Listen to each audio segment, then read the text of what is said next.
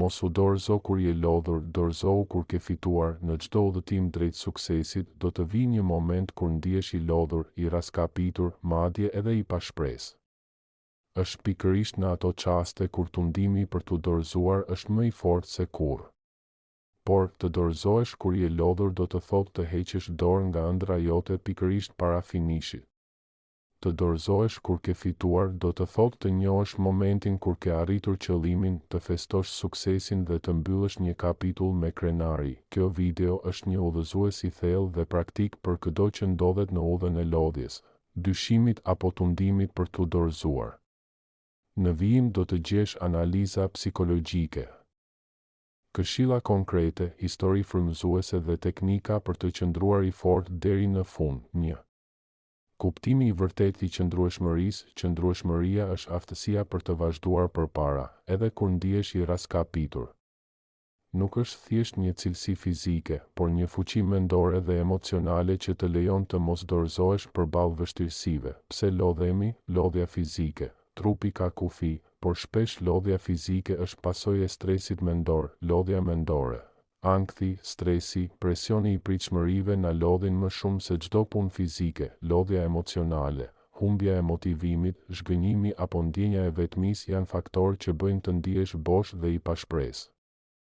Si ta njohësh lodhjen e vërtet? Je i lodhur, por ende ke një zë të brendshëm që të thotë provo edhe një herë, edhe pse ndihesh i raskapitur, nuk ke arritur ende atë që ke ëndërruar. Lodhja është e përkohshme, por dorëzimi është i përhershëm.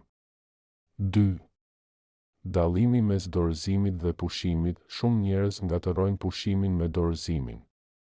Pushimi është i domosdoshëm për të rifituar energjitë, për të reflektuar dhe për të parë rrugën më qartë.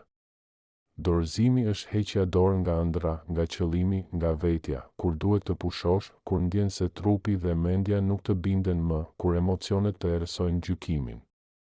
Kur çdo përpjekje duket e kotë, por thellë brenda e di se ke nevojë vetëm për pak kohë për veten. Kur duhet të dorëzohesh, vetëm kur ke fituar, kur ke arritur qëllimin tënd, kur ke dhënë gjithçka dhe ke marrë gjithçka që ke kërkuar. 3.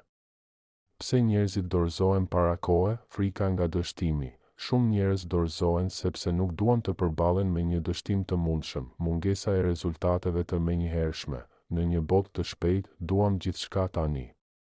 Kur rezultatet vonojnë, humbasim durimin, presioni social. Shpesh dorëzohemi sepse të tjerët nuk besojnë tek ne ose na dekurajojnë. Krahasimi me të tjerët. Kur shohim të tjerët që arrijnë më shpejt, mendojmë se nuk jemi të denjë. 4.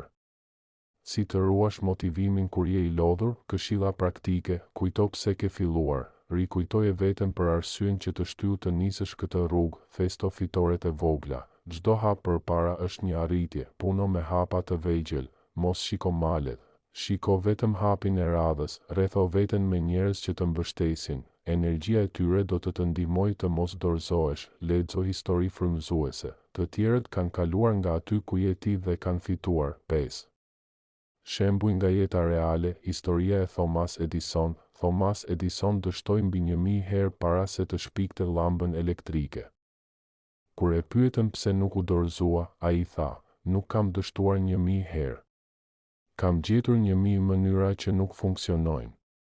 Historia e J.K. Rowling, para se të bëhej një nga shkrimtarët më të famshme në botë, J.K. Rowling u refuzua nga 12 shtëpi botuese.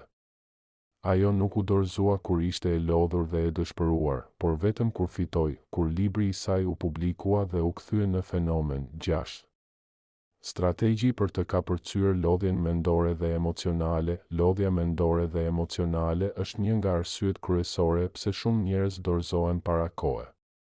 Për ta kapërcyer, është e rëndësishme të njohësh shenjat, të pranosh nevojën për pushim dhe të aplikosh strategji të thjeshta, por efektive për rigjenerim. Shenjat e lodhjes mendore: tension i pashpjegueshëm i muskujve, dhimbje koke, çrregullime të gjumit, humbje e oreksit ose ngrënie e tepërt, mungesë përqendrimi, harresë, ndjesi boshllëku, tendenca për të zgjedhur ushqime të pashëndetshme apo për të izoluar veten. 1. 10 mënyra për të kapërcyer lodhjen mendore. 1. Bëni një pushim të vërtetë. Jepini vetes leje të ndaloni, qoftë edhe për pak minuta. Një shëtitje e shkurtër, një sy gjumë, fikja e telefonit, çdo gjë që ju shkëput nga stresi i momentit, provoni meditimin. Meditimi qetëson mendjen dhe ndihmon në rimarrjen e kontrollit emocional. Edhe 5-10 minuta në ditë mund të sjellin ndryshim të madh. 2. Fishoni gjumin. Synoni për 7-8 orë gjumë cilësor çdo natë. Gjumi është baza e energjisë dhe qartësisë mendore. Ushtroni aktivitet fizik, edhe lëvizjet e lehta, si ecja apo ushtrimet e shkurtra, rrisin energjinë dhe përmirësojnë humorin. Kujdesuni për ushqimin. Zgjidhni ushqime të pasura me vitamina, minerale dhe fibra. Bananet, farat e kungullit dhe çaji i jeshil janë aleat të fortë kundër lodhjes. Shmangni alkoolin dhe kafeinën e tepërt. Këto substanca mund të japin energji të përkohshme, por më pas rrisin lodhjen. Kërkoni ndihmë, flisni me miq, familjar apo profesionist kur ndiheni të mbingarkuar. Vendosni kufi të shëndetshëm. Mësoni të thoni jo kur ndjeni që nuk mund të përballoni më shumë. Ndryshoni rutinën. Dilni nga zona e komfortit, bëni diçka të re që ju bën të ndiheni mirë. Falni veten, mos u ndëshkoni për lodhjen. Pranojeni si pjesë të rrugës dhe trajtojeni me mirësi. 7. Rëndësia e durimit dhe këmbënguljes. Durimi është një nga virtytet më të mëdha të njeriut. Është çelësi i suksesit, i paqes së brendshme dhe i arritjes së qëllimeve të mëdha. 4. Në çdo rrugë drejt fitoreve do të ketë sprova, pengesa dhe vonesa. Por vetëm ata që dinë të presin, të durojnë dhe të vazhdojnë përpara. Arrin të shijojnë frytet e vërteta të suksesit. Si të kultivoni durimin? Pranoni që çdo gjë ndodh në kohën e duhur. Nëse diçka nuk realizohet tani, ndoshta është për të mirën tuaj. 4. Mos u përqendroni te disfata. Çdo pengesë është një mësim, jo një fund. Fokusohuni te procesi, jo vetëm te rezultati. Gëzoni çdo hap të rrugës, jo vetëm finishin. Mos u mburrni dhe mos u nënvlerësoni. Durimi është të mos bëhesh mendjemadh në fitore dhe të mos dorëzohesh në vështirësi. 8. Si të njohësh momentin kur ke fituar? Shumë njerëz të fokusuar te lufta, harrojnë të njohin momentin kur kanë arritur qëllimin. Është e rëndësishme të ndalosh, të reflektosh dhe të festosh çdo fitore, të madhe apo të vogël. Shenjat që ke fituar, ke arritur qëllimin që i ke vënë vetes, pavarësisht pengesave. Ndihesh i plotësuar, i qetë dhe krenar e për rrugën tënde. Të tjerët të njohin dhe të vlerësojnë për arritjet e tua. Nuk ndjen më nevojën të luftosh për të njëjtën gjë. Është koha të shijosh frytet e punës. 9. Si të festosh suksesin dhe të mbyllësh një kapitull me krenari? Festimi i suksesit është po aq i rëndësishëm sa puna për arritjen e tij. Ai forcon vetbesimin, motivon për sfida të reja dhe krijon kujtime të bukura. Si të festosh? Ndaj suksesin me njerëzit që të kanë mbështetur. Shkruaj një reflektim për rrugën që ke kaluar. Shpërbleje veten me diçka që të bën të lumtur. Ndihmo të tjerët që janë në fillim të rrugës së tyre, duke ndarë përvojën tënde. 10.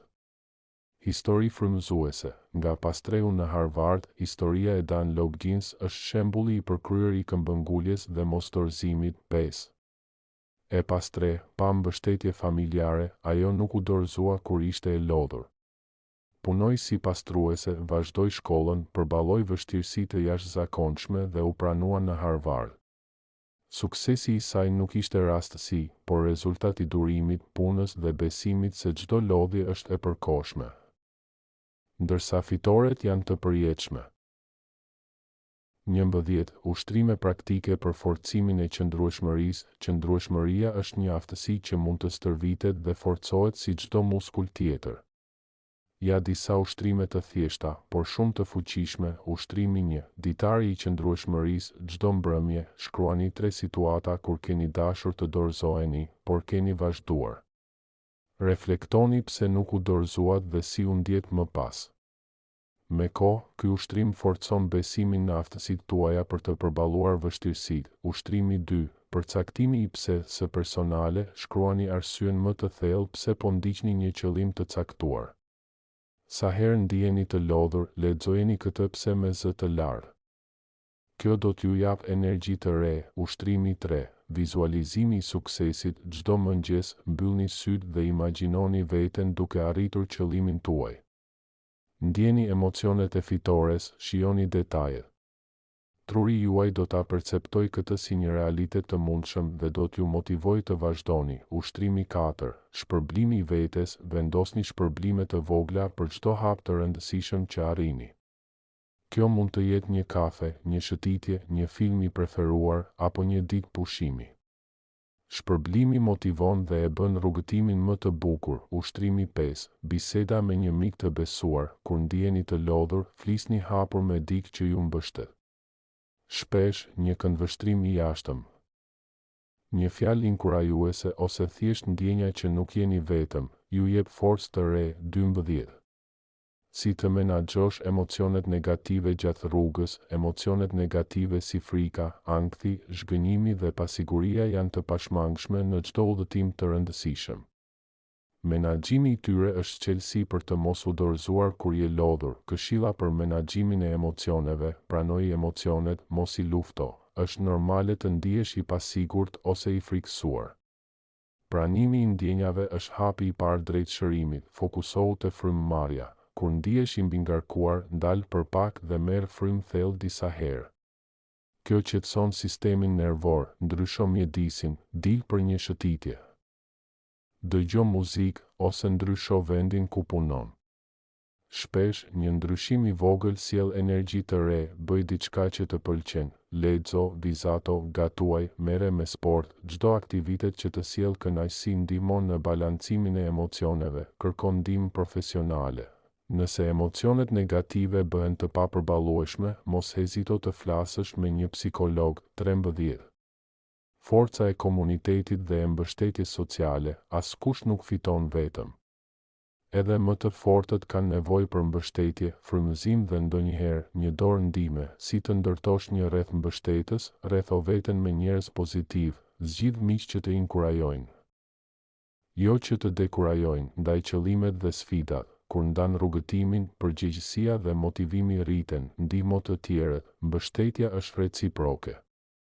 Kur ndihmon dikë tjetër, forcon edhe veten. Kërko mentor. Një këshill nga dikush me përvojë mund të kursejë shumë kohë dhe energji. 14. Si të ruash ekuilibrin mes ambicies dhe mirëqenies? Ambicia është motor i madh, por pa mirëqenie, ajo mund të shndërrohet në lodhje të rrezikshme. Gjej balancën mes përpjekjes dhe pushimit, mes punës dhe jetës personale, mes qëllimeve dhe kënaqësisë së përditshme. Këshilla për ekuilibër: vendos kufi të qartë, puno me orare të përcaktuara dhe respekto kohën për veten. Mos harro të festosh fitoret e vogla. Çdo arritje është e rëndësishme. Kujdesu për shëndetin fizik dhe mendor. Ushqimi i shëndetshëm, gjumi, aktiviteti fizik dhe relaksimi janë po aq të rëndësishëm sa puna. Mëso të thuash jo. Jo çdo mundësi është për ty. Zgjidh me kujdes ku investon energjinë.